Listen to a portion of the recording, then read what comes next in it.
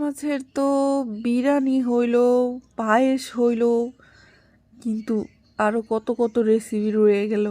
আজকে আমি রান্না করেছি পাঙ্গাস মাছের হালিম। কে কে পাঙ্গাস মাছের হালিম খাইছেন অবশ্যই কমেন্ট করে জানাবেন। আর আমার ভিডিওটা কেমন হয়েছে অবশ্যই বলবেন।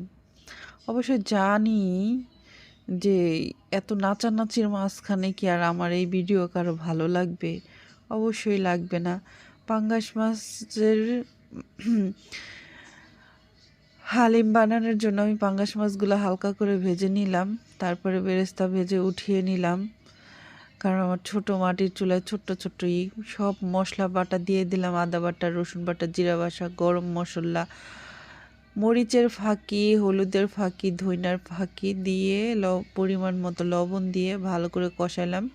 এখন আমি রেডিমেড হালিম মিক্স ভিজিয়ে রাখছিলাম, ওইটা দিয়ে পরিমাণ মতো ঝোল দিয়ে দিয়েছি। তারপরে ভাজা মাছগুলো দিয়ে ভালো করে নেড়ে চেড়ে রান্না করে নিতেছি। তারপর কাঁচামরিচ দিয়ে দিছি, তারপরে ধনিয়া পাতা দিয়ে দিছি। তারপরে আমার হালিম রেডি। এখন আমি বাটিতে বেড়ে মজা করে খাবো। আসলেই কিন্তু অনেক মজা হয়েছে, না রান্না করলে তো বুঝতামই না।